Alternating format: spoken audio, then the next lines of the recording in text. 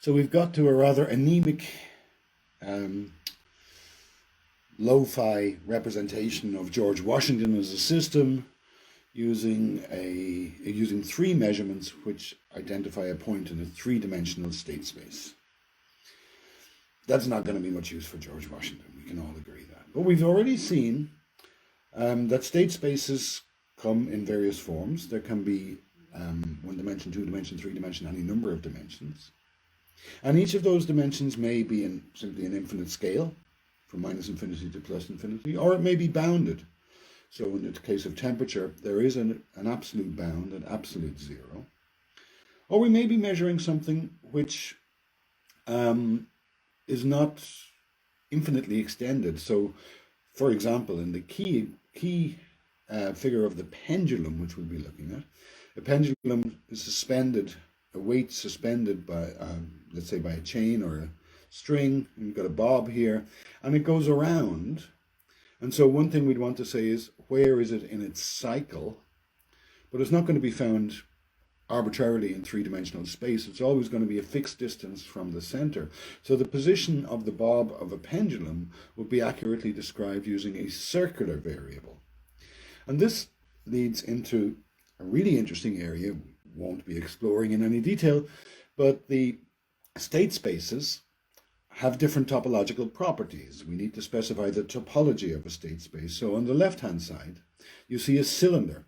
A cylindrical state space is appropriate for a pendulum in which its position is a circular variable, but its velocity is simply a number on the real number line from minus infinity to plus infinity. Combine a circle with a line and you get a cylinder. Two circular variables produce a torus or a donut shape. They're very common. And in general, the state space may have a specific topological form that will be determined by the range of values that each variable can take on. These are called, in the language of topology, these are called manifolds. A manifold is a generalization of the idea of a surface. A surface is a simple kind of manifold found in three-dimensional space. But more generally, manifolds are topological objects of varying dimensions and with varying properties. So we've made some progress. We've already reached a stage of notation in which the history of a real system that we've picked out can be represented graphically through our choice of state variables and measurement as a trajectory in a state space which has specific geometric properties. That state space representation is still distinct from the time series representation, where we make the passage of time explicit. We usually keep the passage of time out of these representations. The state space representation doesn't make the passage of time explicit for very good reason.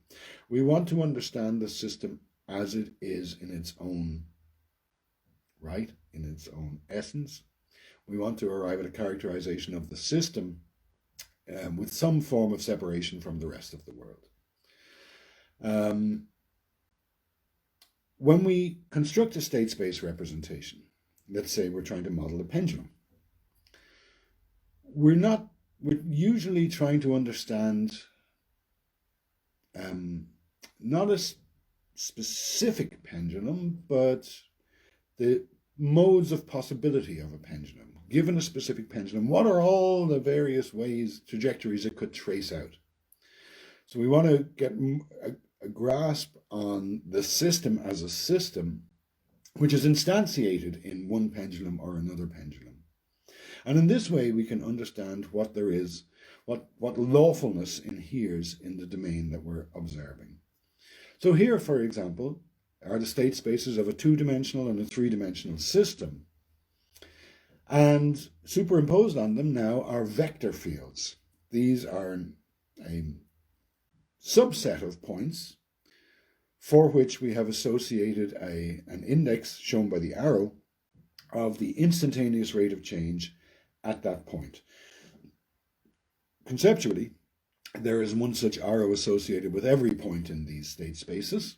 Obviously, that would, if shown, that would just present you with a black square or a black cube. So we choose a small portion of them, and you should be familiar with these kinds of representations. You see them clearly in the weather forecast all the time, pictures of winds changes and so on. But this familiar use of a vector field gives us a graphical way of understanding a system, of comprehending its modes of being. So looking at that two-dimensional state space, we immediately get a sense for where any specific instantiation of this system is going to go. Choose a point in that square and then follow the lines, and you're tracing out a trajectory, a potential trajectory of a specific system. All of this, of course, requires that we give some meaning to those arrows. And that's really what the innovation of the differential calculus was. And we're going to step through, now we're not going to do a heavy-duty calculus course, but we need to understand what that central term, which you probably met with the name of dy dx or dx dt, which means the instantaneous rate of change of one variable with respect to some other. That was the formal tool that revolutionized everything. It was Leibniz's notation that won out, incidentally, not Newton's. Anyway, suppose we have a two-dimensional state space, and we observe it at 2 points in time, t0 and t1. And it changes in that period of time, and we can index that change c. There's an arrow, a vector, which indicates the magnitude of the change. Was that a big change or a small change? Well, it depends how much time passed between those two observations. If it took 100 years to get from t0 to t1, maybe it's changing very slowly. So the rate of change matters in interpreting the magnitude of any specific change. That vector c alone doesn't inform us about the rate of change, but we could make it do so if the interval between those 2 points is very small, and we divide c by that number, then c will be very big, and we'll have represented a large rate of change. If the interval between those two numbers is very large, if it took 100 years, and we divide c by that number, then c will be correspondingly small. So we can scale c by the amount of time passed. This gives us a new vector v here, which is the amount of change divided by the period in which that change occurred. So v now gives us a good measure of how much change is going on. There's the last two slides put together. And the vector v, as it says here, represents the average speed and direction of the change of state. So we only still have 2 points, t0 and t1. All kinds of stuff could have happened in between. We have no record of it. We're working on just these 2 points. Now, supposing we make the interval between t0 and t1 smaller, what happens to the vector? Well, this is shown graphically here. As we make the interval between t0 and t1, I've held t0 fixed and allowed t1 to get closer and closer to t0. And you can see that the vector changes. And actually it changes in a very, very lawful-like fashion and reaches a determinate point at the limit. What is this limit? The limit is when t0 and t1 coincide. Now, if we write that down, and ask you to look at this one equation, or definition rather, this is a definition, and just look at the fraction in there. The fraction is x at t plus delta t, so that's our measurement at t1, minus x at t, that's our measurement at t0. So this is the size of the change divided by the delta t, the difference between t0 and t1. As we make delta t smaller, look what happens to this fraction. Delta t goes to 0, so the top becomes x at t minus x at t. The top goes to 0. And the bottom goes straight to 0 as well. So the limit of this fraction as delta t approaches 0 encapsulates the paradoxes of Zeno. And in the differential calculus, this limit is given a name, dx dt, which is the instantaneous rate of change of x with respect to t. Now, you were not convinced by Zeno that motion and change are impossible. You were not persuaded, despite the cogency of the argument, you were not persuaded by Zeno that Achilles can never catch the hare, right? Likewise, the paradox implied here, that this goes to 0 over 0, which is an undefined mathematical quantity, need not perturb you when you look to the left and you can see every stage how this vector changes, and it doesn't change in any surprising ways. It's the expression of the infinite limit that's perplexing. On the left-hand side in the graphic, you can see that this vector that the notion of an instantaneous rate of change makes a kind of sense. So this is the definition of the derivative, dx dt. It means the rate of change of x with respect to t. And in mathematics more generally, and in dynamical systems more generally, it's the rate of change of one variable with respect to another. So you may see this, you may have learned this in school as dy dx, where x is playing the role that time is playing there. We're interested in how things change with respect to some variable. In the dynamical systems concept, the denominator is usually time, of course. But the mathematics allows us to express curvature or change. The vector field now is well defined because we can associate with each point in our state space the notion of an instantaneous rate of change. We can sample those and we can graphically represent them. We're done with equations. Look, we got pictures again, and they're like the weather forecast. We can see, looking at this, how this system is going to evolve over time. The state space filled with trajectories is called a phase portrait of a dynamical system.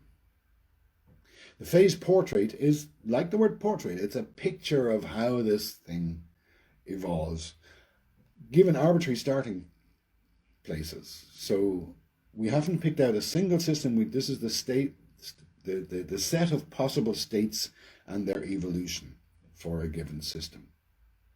The vector field is the dynamical system.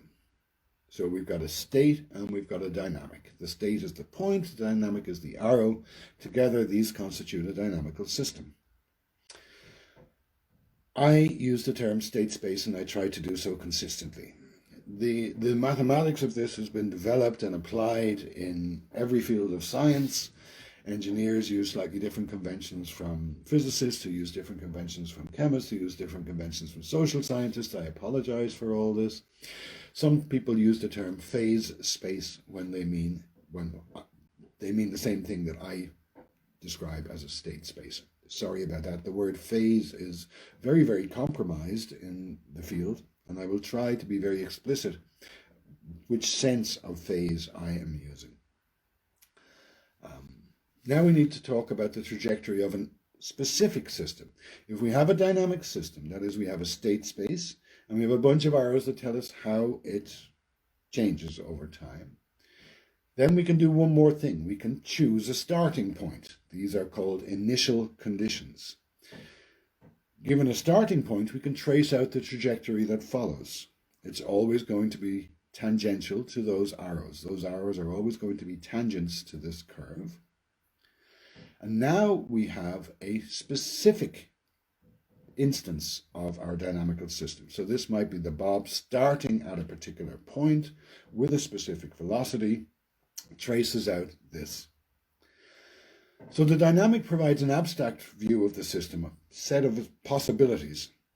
In order to describe any specific system, we require one additional piece of information. We need to have some initial conditions. There's some crazy terminology here, I'm afraid. Later on, we'll probably get to this. The description of the evolution of a specific system requires no more than the addition of initial conditions to a dynamical system, and then we can trace out the trajectory in theory. In practice, it's very hard. A trajectory for a specific system is often called a solution to a set of differential equations. that term solution does not mean what it normally means in language. Normally we use solution for the answer to a puzzle. What it means is one specific instantiation, the evolution of one specific system given one set of initial conditions, so that we can express for this specific system, we can express how it unfolds in time. Now, this whole framework of dynamical systems comes, as we've seen, from the mechanical worldview. And the kind of systems that we're describing are absolutely, fully, rigorously deterministic. That is, given the state space, given the dynamic, given the initial conditions, there's no doubt left. We know exactly how this system will evolve. These are idealizations. Of course, the world is messier than this. But our models here are 100% deterministic. Notice that trajectory there. One important property that we can already derive is that two trajectories can never, ever cross. So if you're looking at the evolution of trajectories in a deterministic dynamical system, two trajectories can never cross. Why?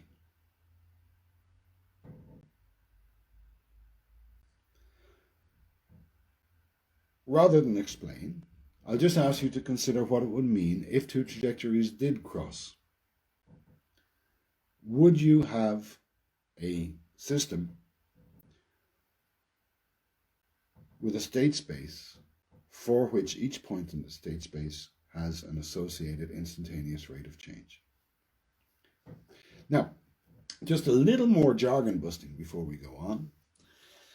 The terms parameters and variables are used an awful lot in mathematical modeling, and they are eminently confusable. And we need to be careful of the context in which we describe something as a variable or something as a parameter. If we observe a system for a while, the things that change in the time window of our observation are quite naturally called variables. So if we observe a child on a swing, boing, boing, boing, boing, the time we're observing it over a few seconds in which the child swings. The things that change are the position and velocity of the child. Some things that don't change are the force of gravity, the length of the swing, the weight of the child. So the things that characterize the system, because gravity, the length of the swing, the weight of the child all serve to characterize the system, but they don't change over our time course of observation. We'll call those parameters. Very often we'll be interested in what happens to the system as a parameter changes. That is, reset a parameter, now observe the system. Set the parameter to a different value, now observe the system. But the important distinction is that we use the word variable for something which changes during the time course of observation, and we use parameter for those many other constraints and numbers which fix the window of our observation. So there's no natural splitting of numbers into variables and parameters. It depends on our purposes. So if you were taking, instead of taking my temperature, if you took the amount in my bank balance, which just goes, it's a dynamical system, it goes up and down and up and down. Depending on the time course of observation, something in the broader economy like the interest rate paid by the bank might be a system parameter. So we could assume fixed interest rates over a period of observation to make our modeling more tractable. But we might have other purposes in mind. We might be conducting a more general inquiry into the effect of interest rates on the economy in general. And my bank balance might feature in such an account. And in that case, interest rate might be regarded as a variable, for they do change over time. So it always depends on our purposes. If we're observing a recurrent neural network, the activations might be considered variables because they're the most rapidly changing element of the system, and the weights might be considered parameters for a trained network. But if we're training a network, those weights themselves are changing over time. And so one way to think of what we're doing when we're training a network is to think that we're changing the parameters, inducing a slightly different dynamical system as we go along. And so we're developing, as it were, a family of systems. We're carving out one instance from the space of possible models. I hope you can see how the purposes with which you are talking about a system determine whether something should be considered a parameter, relatively fixed, or a variable, changing. Parameters serve to pick out a specific instance of a dynamic system from a family of related systems. So having studied our child on the swing, we might generalize our observations, and we might study smaller children, longer swings. We might do our inquiry on the moon, where gravity is different. And now we really understand pendulums. Each one is a specific instance of a more general sort of family of models. And that is frequently our interest. How does the vector field change as the parameters are altered? Something we can ask. So we can change the length of a pendulum, the mass of a planet, the interest rate on a bank balance, the muddiness of a racetrack. These general considerations apply in all cases.